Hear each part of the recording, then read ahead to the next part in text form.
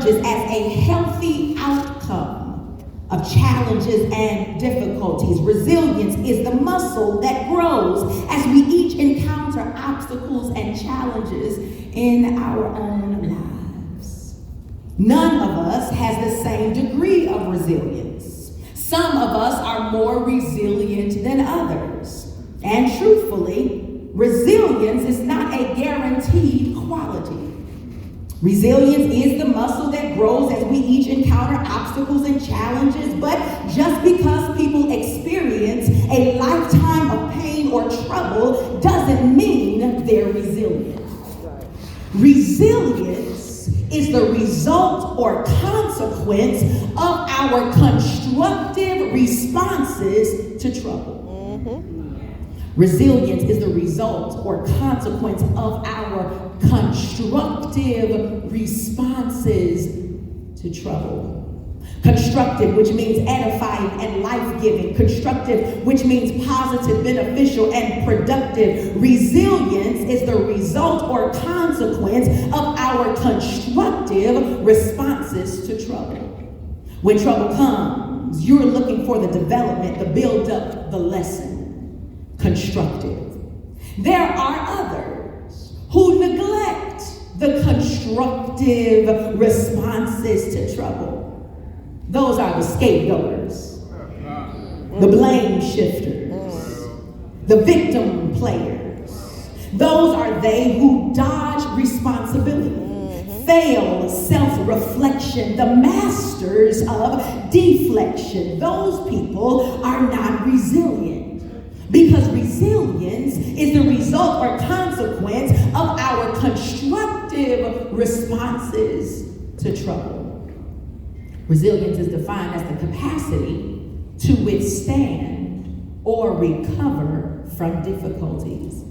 And the book of Ruth is an epic story of resilience. It is the exemplar of the mechanics of resilience, the value of resilience, and the ways in which God works with and around our resilience to produce God's plan in our lives. Well, Pastor, where do we see that in the book of Ruth?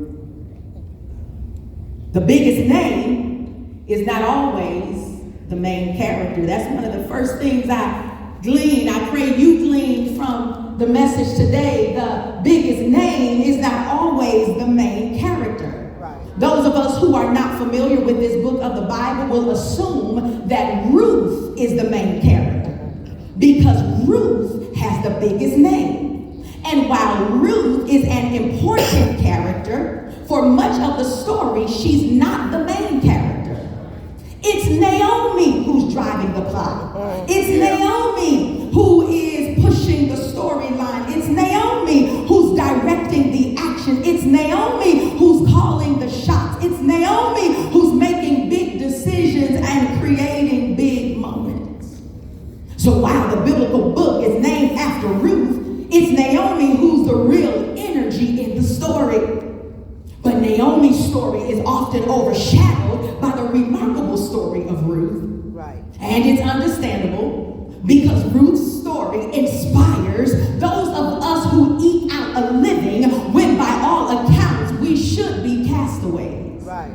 It's Ruth who ends up moving from widow to rich wife. It's Ruth who is the foreigner who becomes the great-grandmother of King David. Ruth has a dramatic story, but Naomi is the real energy in the story because it's Naomi who's driving the plot. It's Naomi who's pushing the storyline. It's Naomi who's directing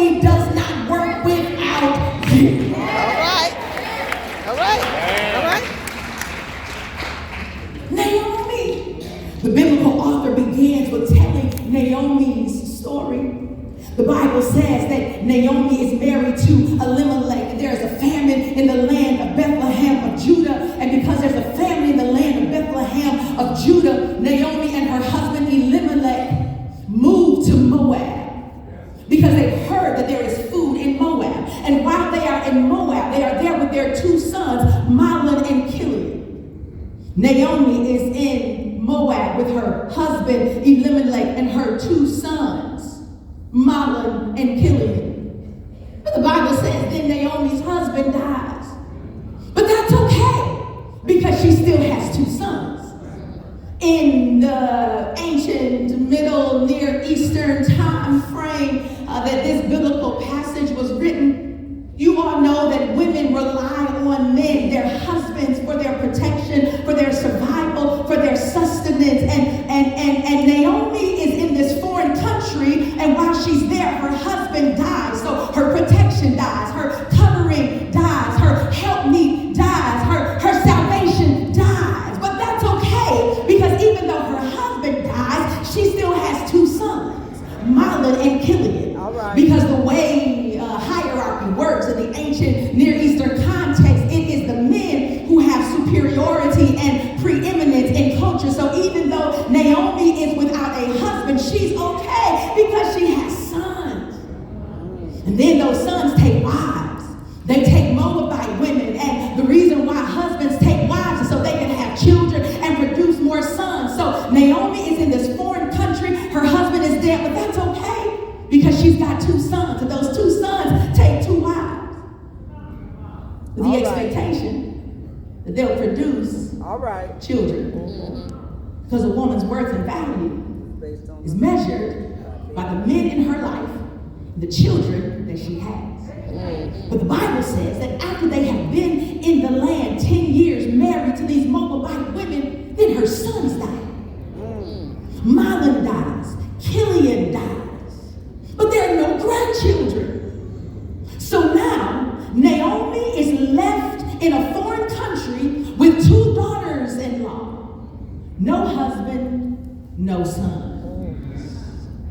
The biblical writer opens the book of Ruth by telling Naomi's story.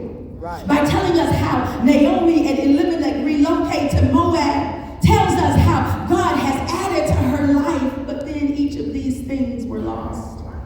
First her husband, then her sons. And now Naomi is on her own with two daughters-in-law. They have no protection, no covering. For Naomi, these daughters are all she has. These daughters aren't ideal. Ideal is to have sons. Right. But she doesn't have sons. All she has are daughters. Daughters aren't ideal. Foreign daughters are even more complicated. But that's all she's got. She has no husband, no children, but she has these daughters-in-laws. They're foreign, but it's all she's got. Have you ever been there when you had your whole plan mapped out? Okay. Have you ever been there when you had all of your resources in play and you knew exactly how each resource was going to lead to another resource, how the loan was going to lead to opening up the business, how the business would be expanded, how you would add more staff, how you would expand to multiple locations, but then out of nowhere comes a pandemic and destroys your business? Have you ever been there when you were living happily ever after with the spouse of your dreams? I mean, life is going good. You all have just bought a new house. You all have just made some wonderful investments. You all have just made some amazing moves, and out of nowhere comes a stage 3 cancer diagnosis. Have you ever been there when your life was going along just fine, moving as you planned, maneuvering and navigating through a sea of life, and all of a sudden, out of nowhere, the wind comes and knocks you out? Right. All right. What you thought you had to work with, you don't have anymore. You realize you don't have the resources you thought you had. You realize that you don't have all the things you thought you needed. You sit on the side of the bed and you say to yourself, God, what has happened? We work through all kinds of strategies and plots to try to figure out how to piece together what we've got left. But watch what Naomi does. The Bible says, but Naomi said to her daughters-in-law, go back, each of you, to your mother's house. May the Lord deal kindly with you as you have dealt with the dead and with me. The Lord grant that you may find security, each of you in the house of your husband.